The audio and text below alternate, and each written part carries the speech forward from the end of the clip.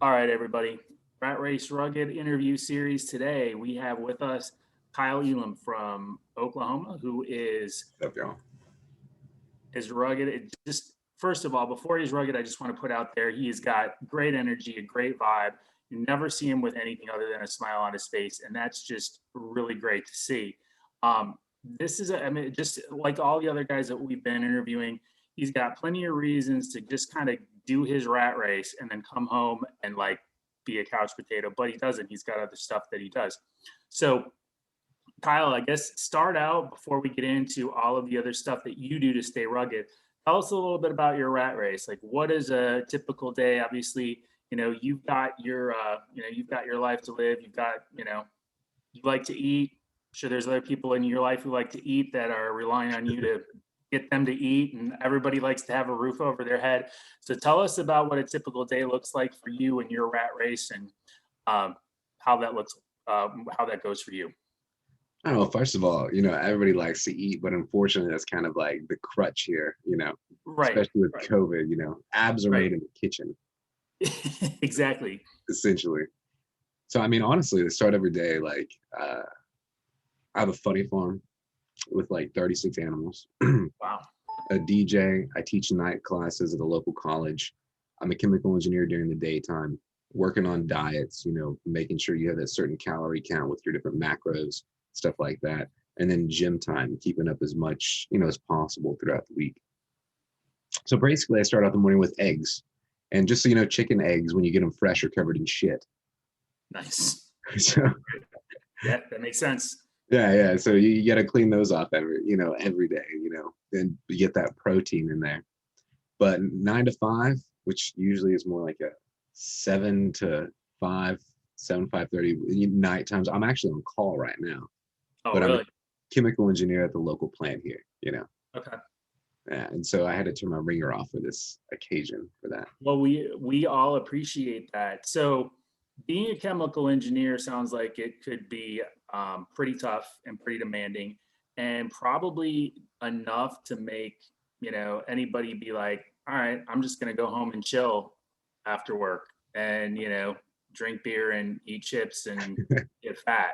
But clearly, you're doing more than that. So, just with your training with the gym, um, I guess take it where you want to go. I would start with the gym, just like in your training and what it is you're doing with your diet, nutrition. What is it that gives you that like spark to make sure that you want to do more than just kind of be average? So, the first part of all this is investing and working on yourself. And I used to weigh almost 200 pounds, which with my body frame Sure. isn't And very attractive. how tall are you? 5'10". Okay. Okay. Yeah. And when I was in grad school, I lost uh, 40 to 50 pounds in a matter of over a year Wow.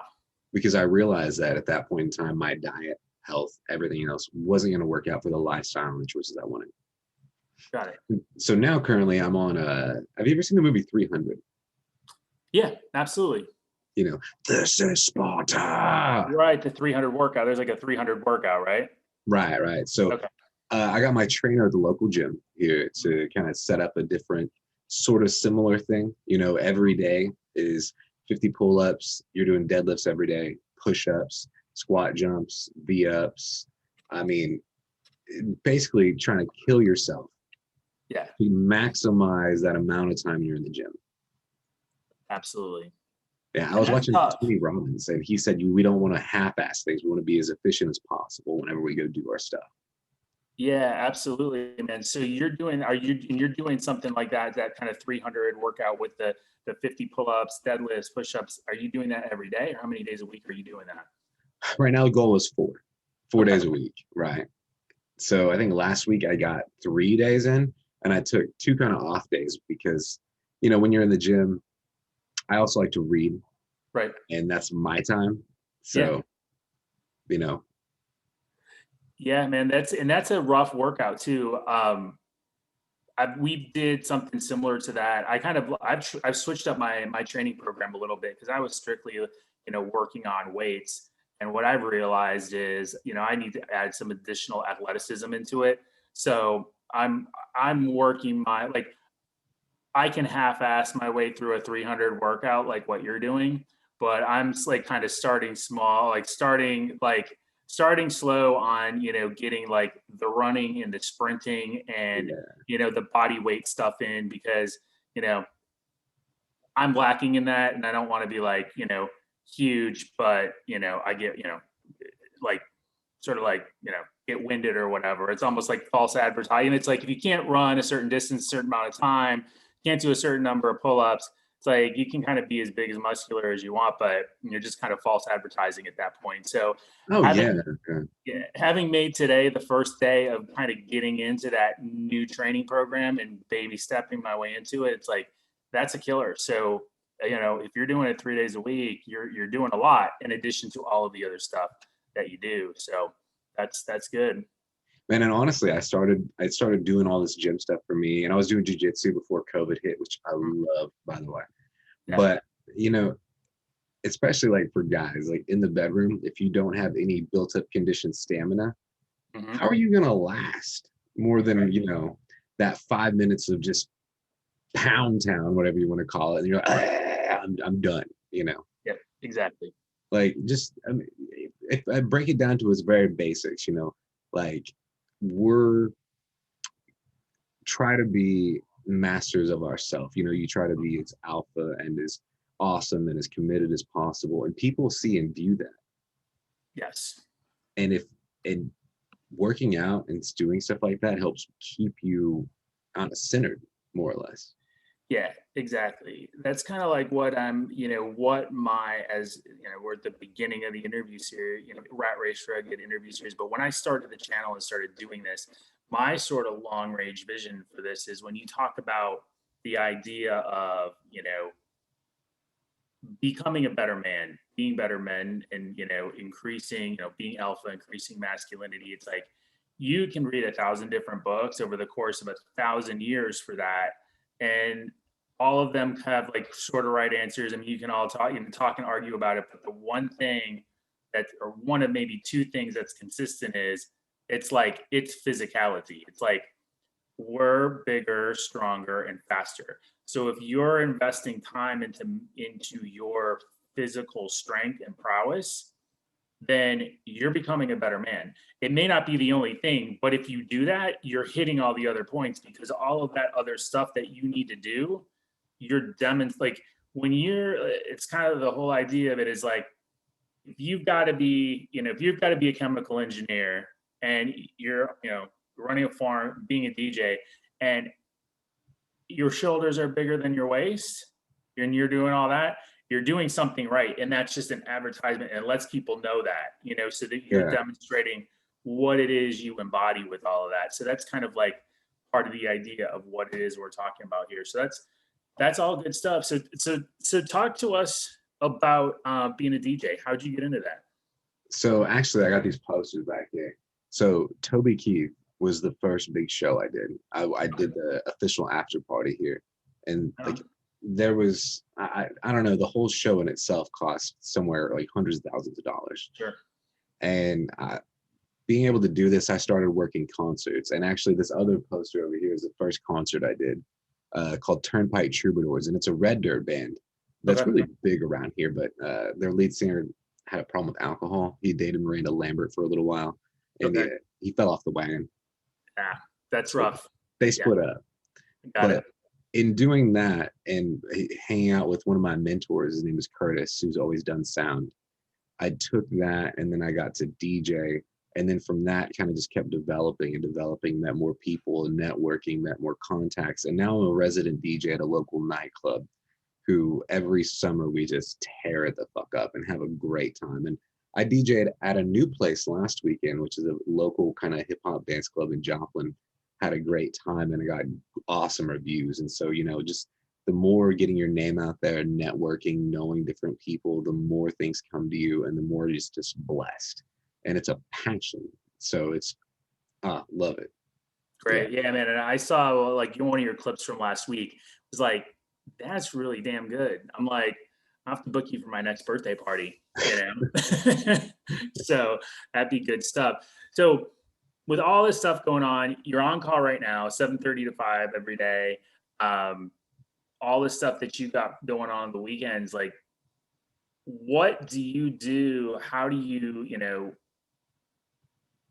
get that leverage over yourself? Because man, from the sounds of it, you're a busy guy. I mean, I'd be ready to like tap out and be in bed by like 9:30 or 10 o'clock if I had to like do all that and be on call and Yeah, awake and at work at 7:30. So what gives you the drive? Like what's your why behind all of that that gives you the juice to keep going?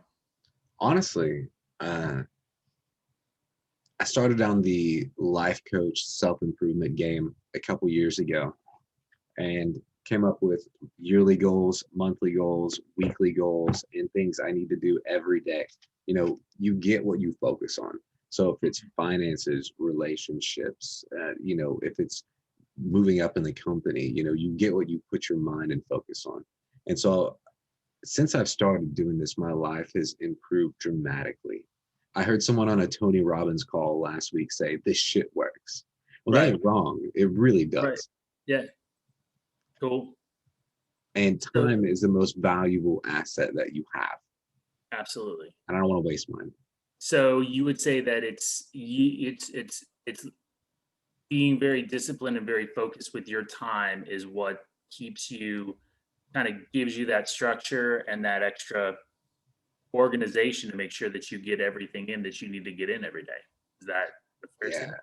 Once you have that mindset that time is the most valuable thing you have, it helps kind of readjust your life and your focus to say, wasting time is now I do take down days. I mean, Sure. I'm hungover on occasion, you Of know. course. Yeah. Uh, Who isn't? uh, but even like making sure I like take my girl out on dates, Right. do all these other things, making sure I dedicate different stuff. I have to make sure I do all these things that I want to do to make sure my life is going to be exactly where I want it to be. Wow. That's great. So tell us a little bit about what you're doing with Tony Robbins stuff right now. You said you're on some kind of call with that. Yeah, so he started this thing called the New World New You Challenge, Mhm. which was a free 5-day seminar. Okay. And it was 3 to 4 hours a day, had over 55,000 viewers every day. Wow. And every day was focused on business goals, personal goals, relationship goals, committing yourself, motivation, stuff like that. And I honestly, he is one of the best motivational speakers I've ever heard. It was Yeah. insane. I mean, he's been doing it for a long time. I mean, in that genre, that industry, consistency and staying power is like means a lot. And I mean, he's been at it for probably longer than anybody. I mean, he is the guy, in all of that. So, that's getting it from the best. Yeah, definitely. And I loved every minute of it, to be honest. Awesome. Awesome. So wrapping it all up, like I said, I think that was, that kind of covered what your day looks like, how you keep it all together, what kind of training and nutritional programs you do, and that you've also got that extra thing that you're passionate about. Promote it a little bit because this is kind of the last segment here. The last kind of question is tell us what you want to know about being a DJ. Where could we find you? Where can we look you up? Where you play? It's your chance to like talk that up and promote it.